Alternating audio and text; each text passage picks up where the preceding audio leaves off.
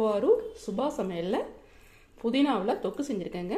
இதை நான் எப்படி செஞ்சேங்கிறத வீடியோக்குள்ளே போய் பாருங்கள். ஃப்ரெஷ்ஷான புதினாவை ஒரு கப் அளவுக்கு ஆஞ்சி வச்சுக்கலாம்.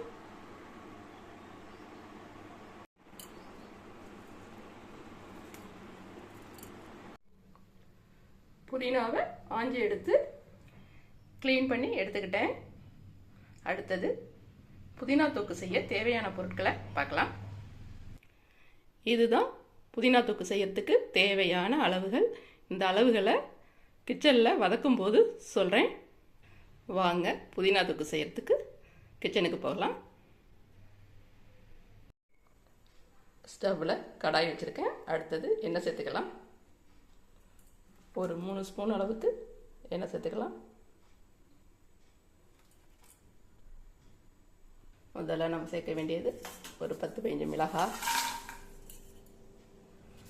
மிளகாவை நல்லா சவக்க வச்சு எடுத்துக்கணும்.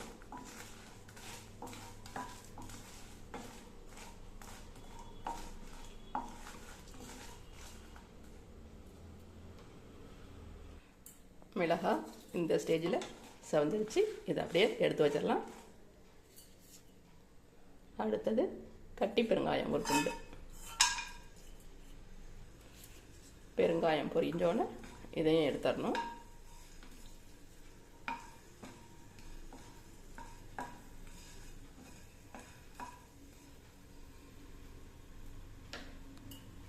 இந்த ஸ்டேஜில் எடுத்துடலாம்.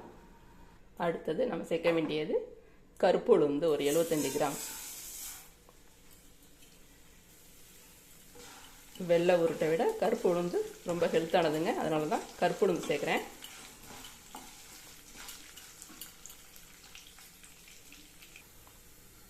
உளுந்து வறுக்கும் போதே 10-15 பல் பூண்டையும் போட்டுக்கலாம். அடுத்தது கட் பண்ணி வச்சு 50 கிராம் இஞ்சி நல்லா பச்சை வாசனை போக வதக்கிக்கணுங்க.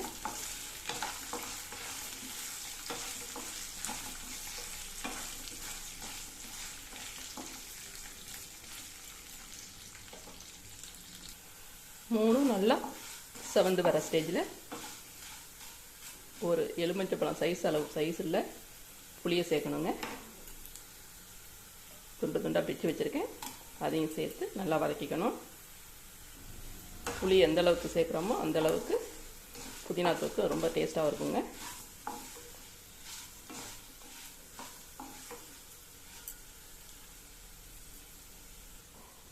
அடுத்தது நம்ம சேர்க்க வேண்டியது இதனால் நல்லா வறுப்பட்ட ஸ்டேஜில்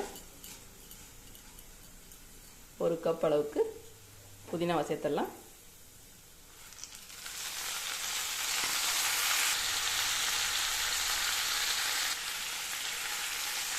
எல்லாத்தையும் சேர்த்து 1 நிமிஷத்துக்கு வதக்கணுங்க.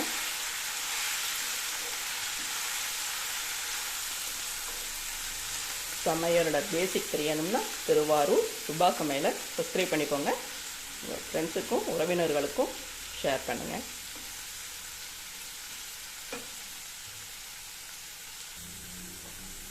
அஞ்சு பொருளும் நல்லா வதங்கின ஸ்டேஜில் உப்பு சேர்த்துடலாம். 1 ஸ்பூன் அளவுக்கு கல் உப்பு சேர்த்து ஸ்டவ் ஆஃப் பண்ணிவிட்டு நல்லா ஆற வச்சிடணுங்க.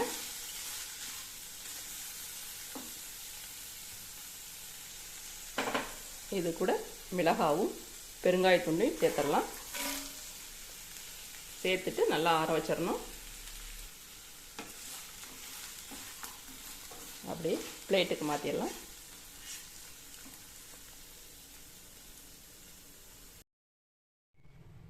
ஆறிடுச்சு. அடுத்தது ஜாருக்கு மாற்றிடலாம். ஒரு 50 கிராம் அளவுக்கு தண்ணி சேர்த்து நல்லா பேஸ்ட்டாக அரைச்சிக்கணும்.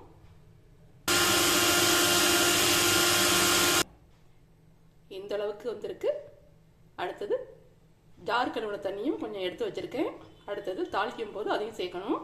இப்போ அடுத்தது தாளித்து விட்றலாம். அதே கடாயில் நல்லெண்ணெய் கொஞ்சம் சேர்த்துக்கலாம். 1 ஸ்பூன் அளவுக்கு சேர்த்துக்கணும். எண்ணெய் காஞ்சோன்னு 1 ஸ்பூன் அளவுக்கு கடுகு சேர்த்துடலாம்.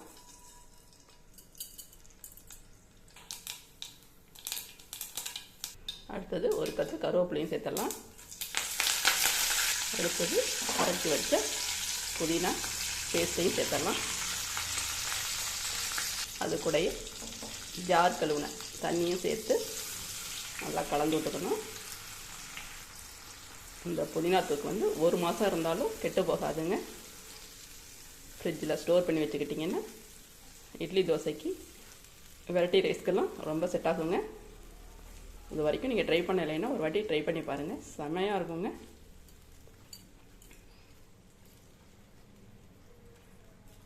வித்தியாசமான சமையலை பார்க்கணுன்னா திருவாரூர் சுபா சமையலை பாருங்கள்.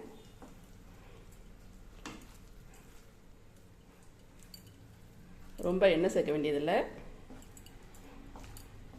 வதக்கும் போதே நம்ம நிறையா சேர்த்துட்டோம்,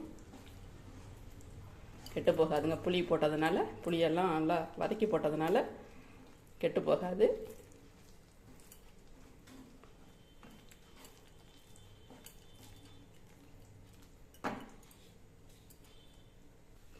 புதினா தொக்கை பார்க்கும்போதே செமையாக இருக்குல்ல.